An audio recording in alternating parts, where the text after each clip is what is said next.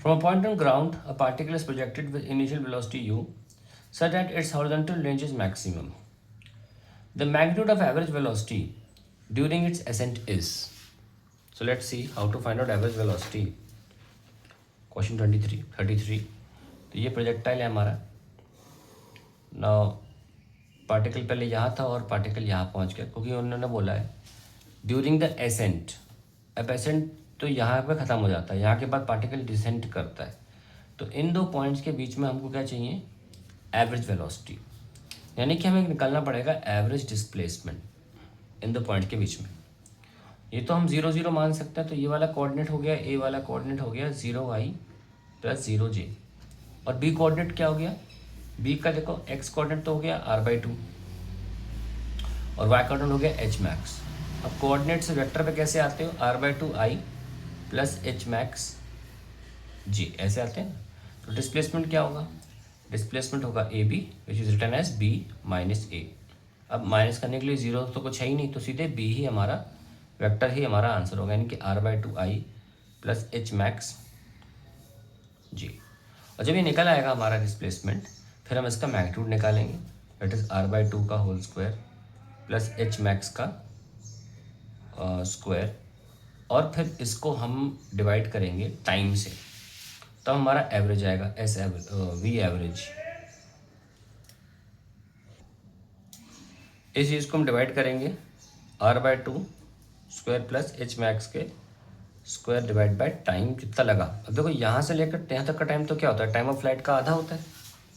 तो हम time of flight के आधे से डिवाइड करेंगे. तो पहले हम इसको निकाल लेते हैं. What is r/2? It is r निकाल लो, that is u square sine 2 into 45 because this angle is given to us as 45 degree. Actually angle दिया नहीं है, ये बोला है horizontal range is maximum. Now we know that horizontal range maximum 45 degree पर ही होती है, तो हमने उससे निकाल लिया. So we get u square, ये 90 हो गया ना, तो 1g. तो r/2 चाहिए हमें, तो यानी कि u स्क्वायर बाय 2g. ठीक है. सिमिलर हमको h मैक्स चाहिए.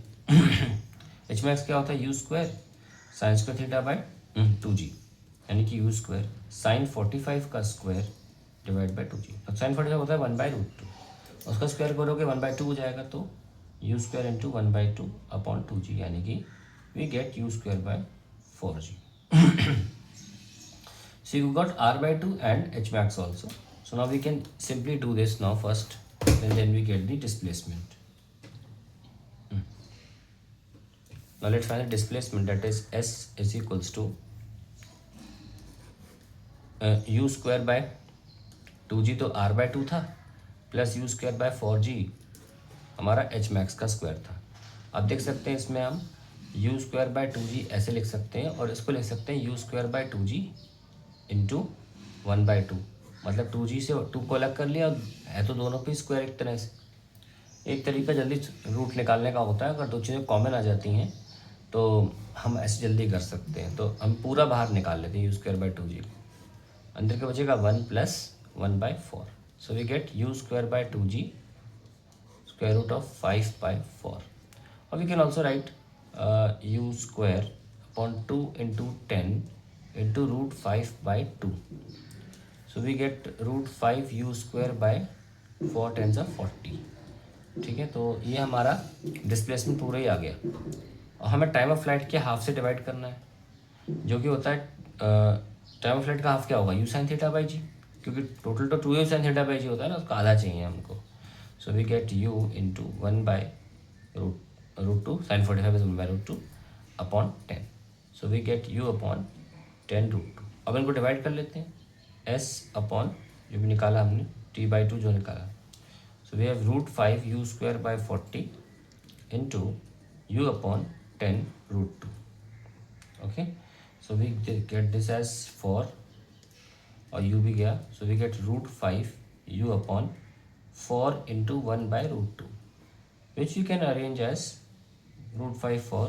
इसको ले सकते हैं 2 इंटू एक 2 बचेगा, तो √2 इंटू √2 1/√2, ये कैंसिल.